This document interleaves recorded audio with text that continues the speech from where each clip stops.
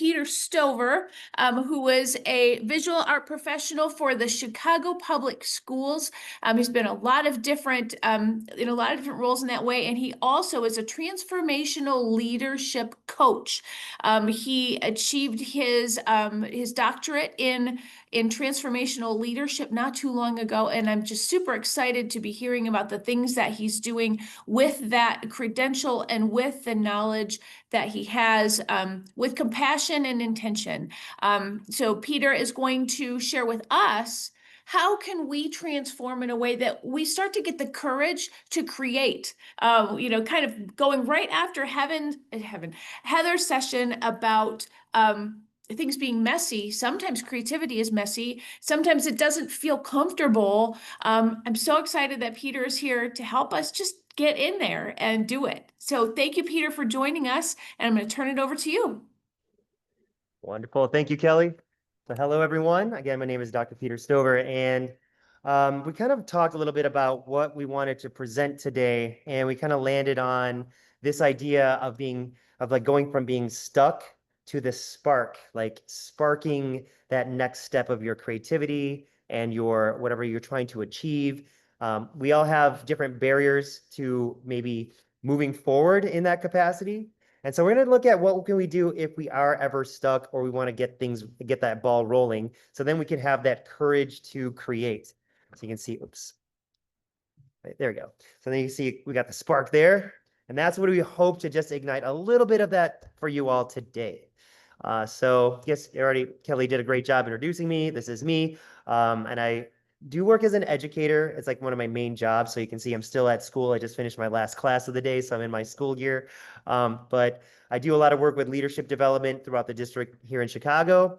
And I'm really very invested in trying to create the best future for us all. So I'm really excited to be here to share some of the research that I did around this topic. And with the time being very tight, I'm just going to try to keep things moving along. And here are the outcomes that we want to achieve today. Even if we just scratch the surface on this, that's still going to be progress.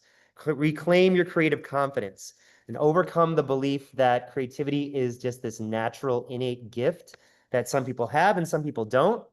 And we're actually going to read this. We're going to discover that it's really a learnable skill that you can practice. We move beyond the paralysis of fear and discomfort in order to move forward and try to find some pathways to make that more accessible for you. And really, this is all going to fuel that creativity. And the main focus is this concept called empathy. And you may have some experience with empathy. You may have some political experiences with empathy. Like right now in our political environment, it's not really held as in high regard necessarily, but I think that that's an oversight, that there's a lot for us to get from developing our sense of empathy and activating it in order to create and to have the courage to create. So I did want to see if everyone would be willing, before I move on, I wanted to see if everyone would be willing that's in the call right now, and I can't really see how many people are here, but we're going to be trying a little activity, a fun activity, and I'll explain it more in detail in just a little bit, but I want everyone to be ready to participate. And what it's going to require is that you find some objects in your environment, whatever's in your environment. You don't want to think about it too much. So just be prepared that we're going to be finding some objects. We're going to do something, a little creative process with those objects. And I'd like to have a few people share their experience and then share what they come up with at the end. So I just want you to keep that in mind. This is participatory. And even Kelly was, in the introduction to this entire course that I'm presenting today, it did say that we learn best by doing. So that's why we're going to have an activity that you get to try this and actually activate it for yourself. Okay. So the main information, all this information is really coming from the work of David Kelly. And he was a CEO of the design firm IDEO. He's a professor at Stanford University, and he brought a lot of the ideas that formed his model or his process of design thinking. And so we're going to look at what he was kind of sharing with the world. And I wanted to see if this will work. I did push the button that said the sound should play. And if it works, I just thought it'd be nice to hear from his voice rather than just my own. University. Get into with a 3.6. Okay. 1 second. And I tried to have it keyed up and I couldn't quite get it to work. So let's see.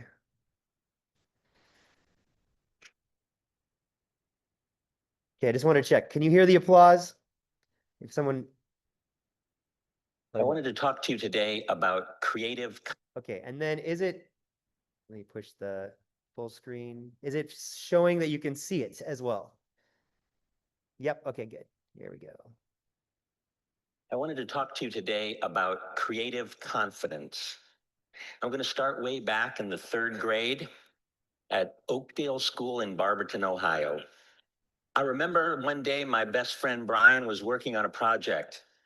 He was making a horse out of the clay that our teacher kept under the sink. And at one point, one of the girls that was sitting at his table, seeing what he was doing, leaned over and said to him, "That's terrible. That doesn't look anything like a horse." Right? And Brian's shoulders sank, and he wadded up the clay horse and he threw it back in the bin. I kind of never saw Brian do a project like that ever again. And I wonder. Okay, so. All right, let's go back to this. Okay. So that was a little story that David Kelly likes to share. And I just wanted you to kind of reflect on that for yourself.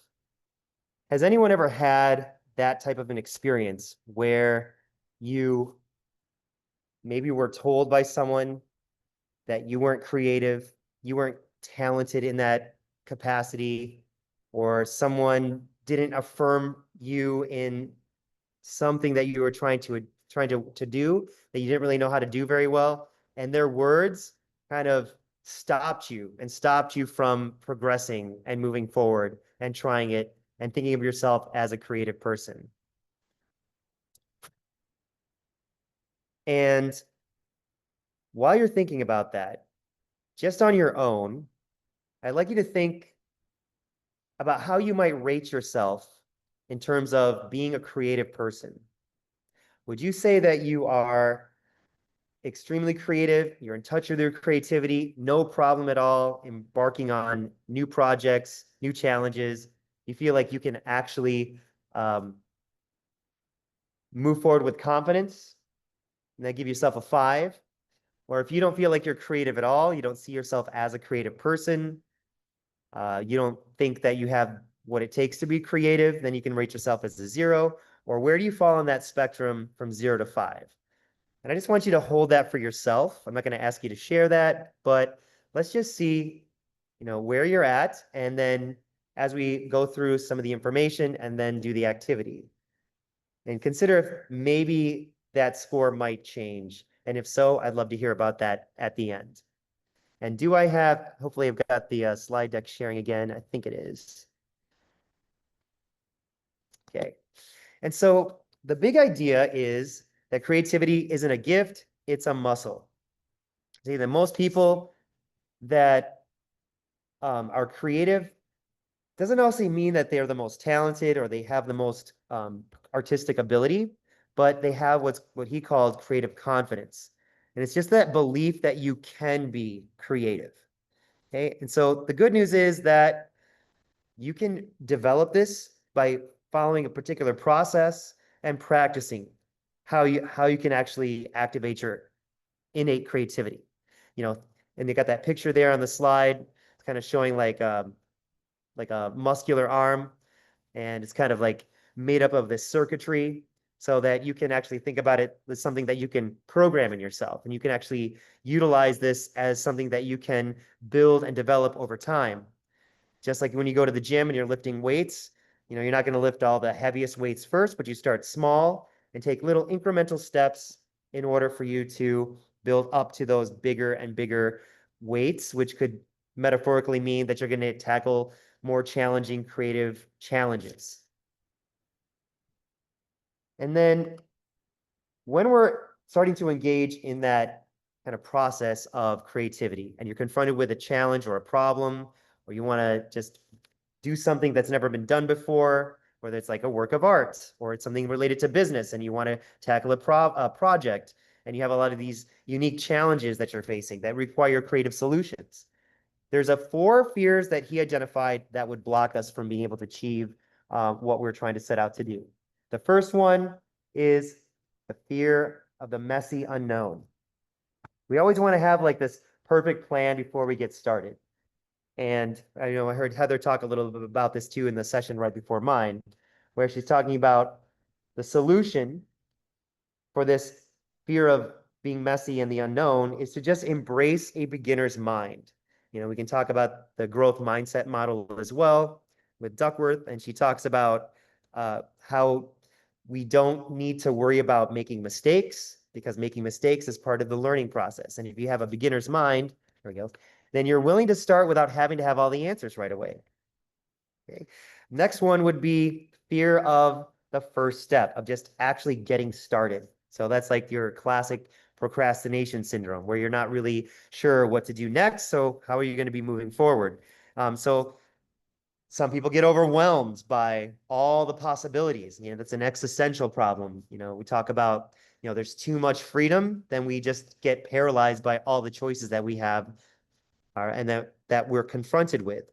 So the best way to find a solution through that is to break the challenge into small, achievable steps that you can build your confidence through these small successive wins along the way. That relates to Alfred Bandura's work on developing personal efficacy.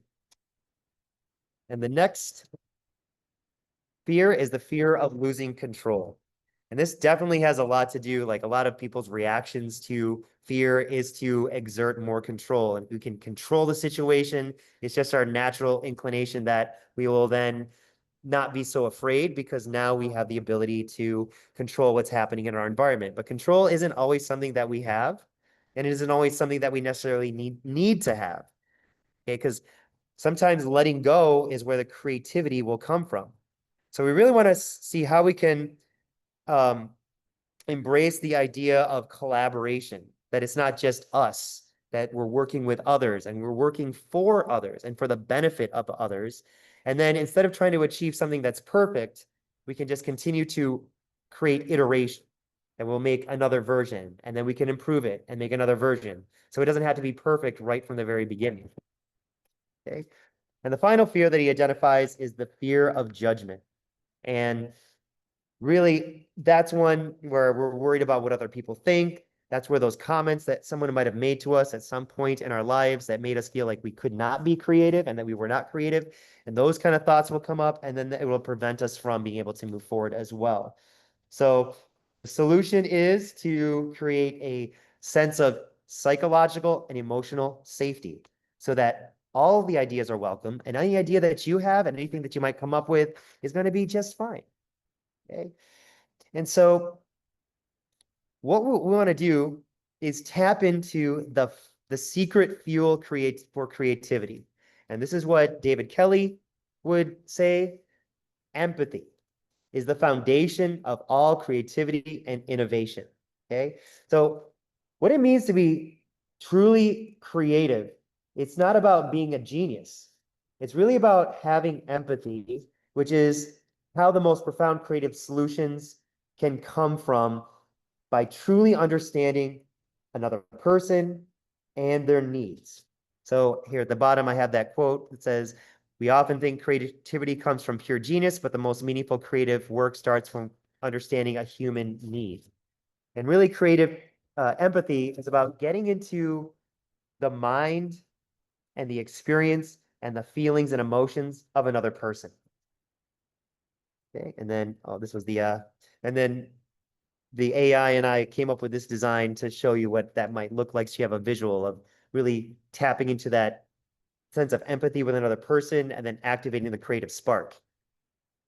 Okay, so with that premise in mind, and if we do have people, hopefully we have some people on the call that are going to be able to participate for this short activity, but it can be fun. But you may also start to see all those fears maybe coming up when I said, okay, we're going to do an activity, and that's great. I want you to notice whatever's going on within you, whatever you're experiencing, whatever emotion you might be feeling. All of that is data, and all of that is going to be used to help you move through to some other solution on the other side. So the best way to overcome your creative fears is through action. Okay, and so we're going to actually take a moment here, like I said, to take action, to find 2 random objects that are within arm's reach or just anywhere in your area. You know, if you need to leave a little bit, go a little farther to grab 2 objects in your environment. Get those 2 objects. Don't think about it too much. Don't worry about, necessarily what they are or finding the perfect ones. You just want to get up and grab those 2 objects and come back to the screen. And I'll give everybody 30 seconds to do that.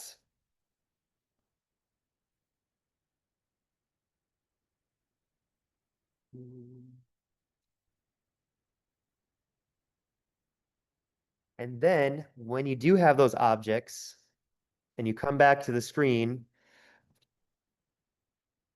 if you are able, I'd love to see if the screens could be turned on just so we could see who's in the room and if you're able to participate.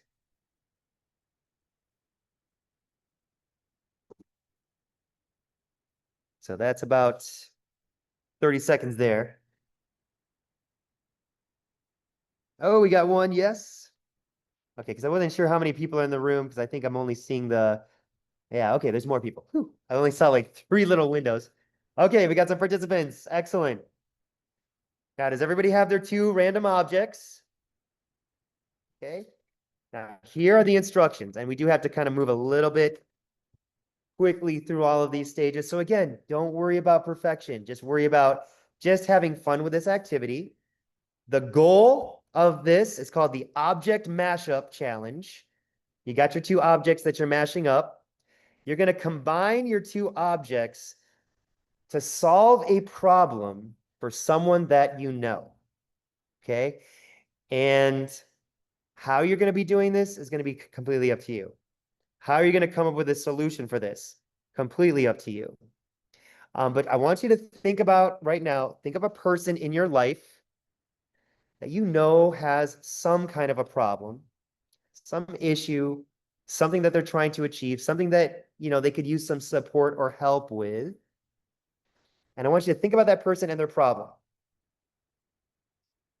Ask yourself, what do you think they might need in order to solve that problem? What could you create that could make them feel happy? And again, I got the key questions down on the slide too. What is their frustration? And what brings them joy? As you think about that and really have someone solid in your mind, because this is an exercise in activating that empathy. Whether or not I'm going to say it again, whether the government says that it's a good thing or not, I think we can let's just try tapping into it and just come up with our own conclusions about that. So the first 3 minutes, see if I'm good on time here. The first 3 minutes are just going to be manipulating your objects. Thinking about, okay, how can I combine these 2 together to create something that might address that problem or frustration in the person's life that you're thinking about. You can use string, tape, scissors. You want to bring in other objects to add to it. Totally fine. It's totally up to you. You want to just stick to the 2 objects. That's fine too. You start thinking about it right now as I'm giving the instructions. You manipulate the objects, and then you're going to design those objects for that specific person's need. Now, I'm going to give you about 6 minutes so you can really kind of think about it. You may jot some things down, write down your ideas, and really try to tap into your creative side. And if you think about yourself as a little kid, and I see there's a little kid on the screen right now, to remind us what it's like to be a little kid, that you just don't worry about it being perfect. You're just trying to come up with some creative ideas. And then once you have come up with those creative ideas that might address that problem or frustration, come up with a way to present it to the rest of the group. Because I really want to challenge everyone at the very end. If we have time, every person that has done it, hopefully, will be able to just kind of share what you did. What was your thought process? How did that go for you? What was challenging? And what did you come up with? So be prepared to share. This is your time. You get to shine. Okay. Are there any questions on the object mashup challenge? If so, you feel free to come off mute. If you have any questions at any point during this process of your personal creativity time, go ahead and just let me know. I'm going to go ahead and start the first 3 minutes now. I may adjust the time if we need to, but we'll just start with that.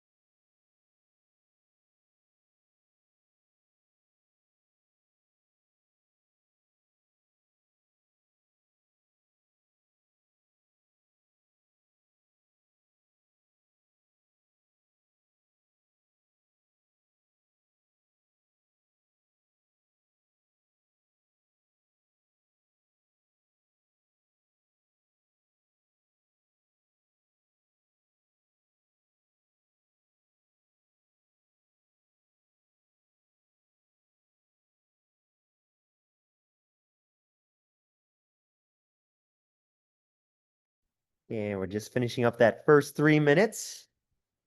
We're going to move on to phase 2 now that you've had a chance to manipulate your obstacle and try some different things out in different configurations, how you might combine them. And now you're going to pick your favorite combination and think about a person. Think again about that person that you know. And really think about that problem they have, this daily struggle, this frustration that they might have. And now you're going to physically show through this next 6 minutes of how you're going to physically manipulate, combine, create a contraption, some kind of invention, some kind of new design that might help them with that problem. Now, this does not have to be realistic. 1 second. But you can just make it up with your own imagination, like whatever it could be. Okay? 6 minutes has already started.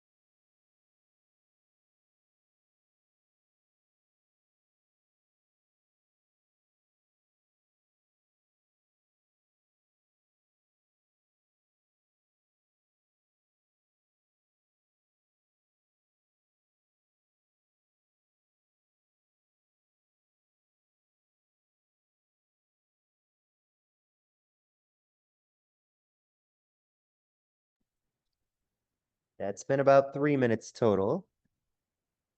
And so just continue to think about how this idea that you're creating might actually look like in reality. You think you've come up with a solution, think about even a little bit deeper. What more could you innovate and design that might even further deepen the person that you're making it for to improve their life, to bring them even greater sense of joy and satisfaction. You got about 2 more minutes remaining.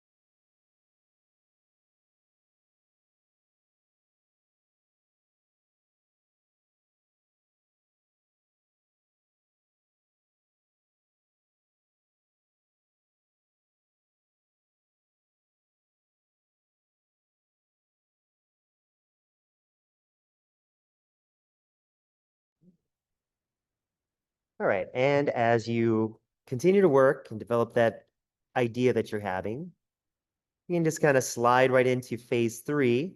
I'll give you just a few minutes here to think about how you are going to then share this with the group.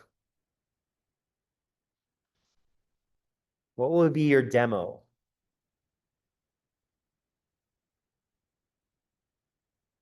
You're going to show us the problem, and then through your creative innovation, you're going to show us the solution. So I'll just give you about 2 minutes to come up with that. And then hopefully, once we're done, we'll have some brave and courageous volunteers that can help just share what you did and how that experience was for you.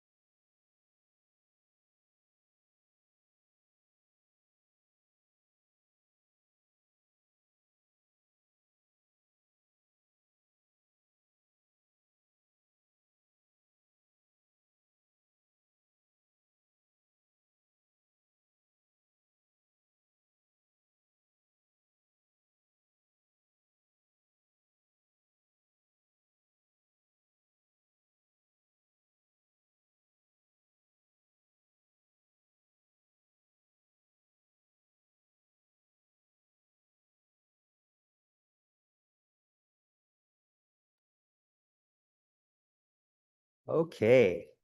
So I'm hoping, fingers crossed, that there were people engaging with this activity while I was giving some time to do that. And I also see like my little nephew's on the screen too. Is great. Giving us some of that childlike creativity, energy, inspiration.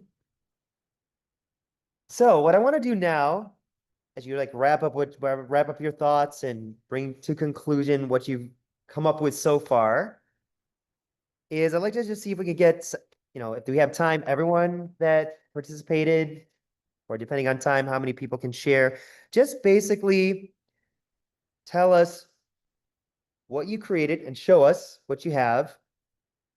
What did you come up with as a solution?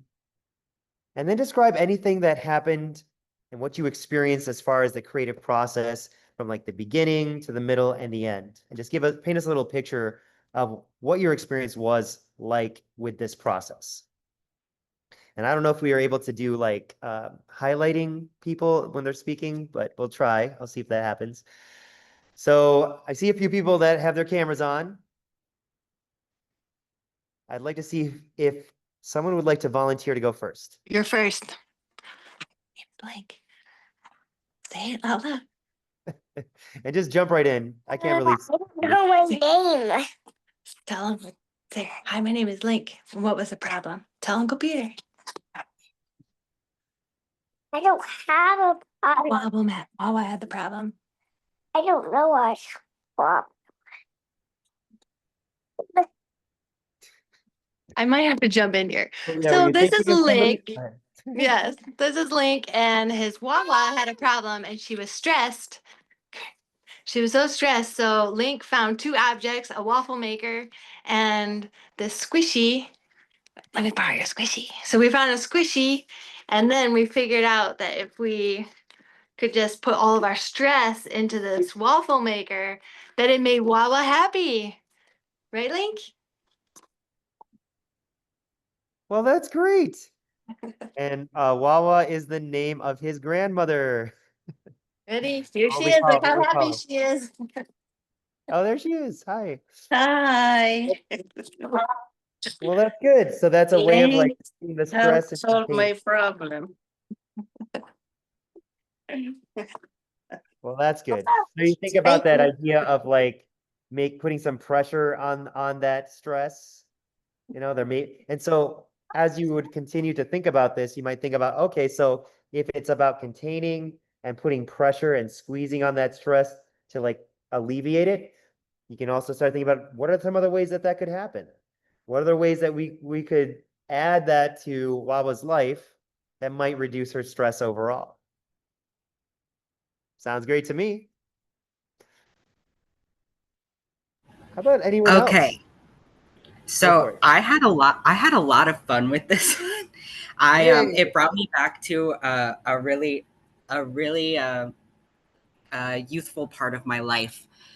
When I was a kid, I was on a show called Chop Junior on the Food Network, and it was very much like taking like stuff that you've just learned about and then like immediately having to make something of it. So this reminded me a lot of that. It brought back a lot of those same things. The first two items that I had around me, like most people, is my phone. I grab my phone. And then also I have crystal bracelets, or this is Tiger's Jade. These are the two things that I had that are right next to me. And first of all, when I was just sort of exploring everything, the first thing that sort of went to my mind was just like putting it around here, right? And then I was like, what kind of problem would that solve? And I was thinking about how often I drop my phone everywhere, every single place that I go. I have very buttery hands, slippery hands. And so my first design was just a round. I was like, if I put my hand in here, I can hold my phone to this. So then I sort of changed up to the design because I didn't want it to be going fully around the phone because it breaks off a lot of the mobility that you can actually use the phone. So I made a little design. I found some blue tack that I have around, and I made a little design on here. You can see it has a little piece that connects it to this, and then you can just put this around your hand and it totally holds and everything. Like, Oh my gosh, I love it. And I thought Yeah. so that's mine. Yeah. Oh my That is gosh, mine. it's a great example of using this process to come up with an innovative solution that, as far as I know, I've never seen anything like that. Like something that may or may not have ever existed in the world. And just through this 12-minute activity or so, you came up with this innovative design that you hadn't thought of previously. And I know that's really good because like when I was doing a lot of photography at these like, locations with lots of people and people bumping into me, I kind of came up with a similar solution and tied the camera to my wrist so that if anybody knocked it out of my hand, it would still like be attached to my wrist. So Yeah, if you don't so remember to bring your straps, it's like, I'm so forgetful. And so like yeah. having something even, and this one, like even you could like just take it off there and then reattach Yeah. it, which I think is really cool. So yeah. Wow. Thank you, Raven. See, this could be like something you might design and market someday. Could make a couple $1 million on that one. So thank you for participating. Also, I didn't honor Joy Lynn and Link and Wawa for sharing first. Thank you so much for that too. I love it. And we still have some time for a few more shares. And I'm gonna challenge. I see at least one person who is on the other side of the planet right now who has joined in, and I'm really impressed because it's what, like 4 o'clock in the morning right now. Grace, can you hear me? Were you able to do the activity, Grace? I'd love to see from she's in the Philippines right now. It's my cousin. I was wondering if we could get a Filipino perspective on this. Are you able to get off mute? Let's see if I can. There we go. Hi, can you hear me? Yes, loud and clear. Hi, everyone. I am Grace. I'm a preschool teacher here in the Philippines. Right now, we have a typhoon, and so our classes and work got canceled since yesterday, and it's going to be until Saturday. So I'm staying up right now early in the morning, and then I've decided I will join this meeting. And I invited one of my teachers at work, but she's not here. Um, Something that I'm thinking of a problem. It's concerning my preschoolers. I teach 4 and 5 year olds here, and most of them, if not all of them, they don't like to write with pencil and paper, especially writing their names. It's difficult for them. But here we teach them writing their names. And I grab a piece of tissue, a paper towel, and I have this highlighter that's stayed in my pencil case for maybe about more than a year already, and I didn't think of anything to do with this. And then just suddenly, because of the challenge, I use this paper towel to be the paper, and I wrote my name as a sample, and then I already did this in class, but not with the paper towel, on this test paper of one of my students who doesn't really like writing, and when he tries to write, he would hold his pencil this way, and it's not the proper correct way. Then I just tell them, do you remember the crabs? What do you call that?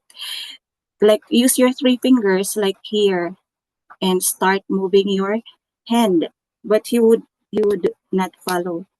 So he's not ready. But then when I use the highlighter, I trace his name and he's able to write it. But right now, I discovered something new. Like, if I use a paper towel, that's better than having the soft one. And I tried writing on top of the highlighter, and it can still be useful. And I tried to put some little drops of water after I wrote my name, and it worked like magic, and I can see the colors spreading. And I think my preschoolers We like this. They like to have some colors and something new like magic. That's all. Wow. Maraming salamat, Grace. That is like really cool to hear. So like Grace is modeling how this creative process can even help her as a teacher come up with some innovative solutions to help their students overcome some of their challenges in learning.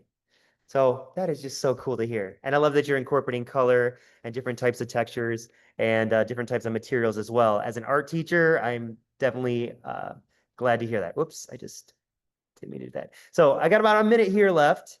So thank you. We don't have time for anyone else to share. I'm sorry, but maybe we can talk a little more later. The just to check and see if we met our objectives. Did you use this process to reclaim your creative confidence, move beyond paralysis to action, and fuel your creativity with empathy by understanding the wants and needs and frustrations of another person? Hopefully the answer is yes. And through the courageous acts of creating, however small, that is the key to unlocking your full potential. So think about that rating you gave yourself. Would you adjust your rating right now, given what we just talked about and what we just experienced? Maybe, maybe not. And again, this all fits into that larger picture of David Kelly's 5 stages of design thinking. So empathize is the first one. Then you define the problem, you ideate, come up with different ideas, make a prototype, test it, and then just continue to repeat the process until you come up with the best possible solution. And that's really everything in a nutshell right there. So I'll end my time for the next presenter. That's my name and contact information if you'd like to contact me later. I know I should have an Olivet email, but I got to resuscitate that again. But at least you can contact me through my Chicago Public Schools email. And I really want to thank you all for being here. It was really great to see some familiar faces, some new faces as well. And I wish you the best on your creative adventure. Peter, thank you so much for bringing us through this process and helping us to stretch and grow and take some risks in our courageous leadership journey by being more creative. So thank you for taking the time. I'm looking forward to having you teach our Art of Leadership class coming up pretty soon. And so if anyone wants to jump into that course, would really love to have you. So Raven, this is your teacher. Raven's going to be in your class. Oh, yes. Yeah. Perfect. Perfect. So thank you for being with us. Have a wonderful fall and hope to see you live or on Zoom sometime soon. Yes. Thank you. It's good seeing Take you too, care. Kelly. Bye.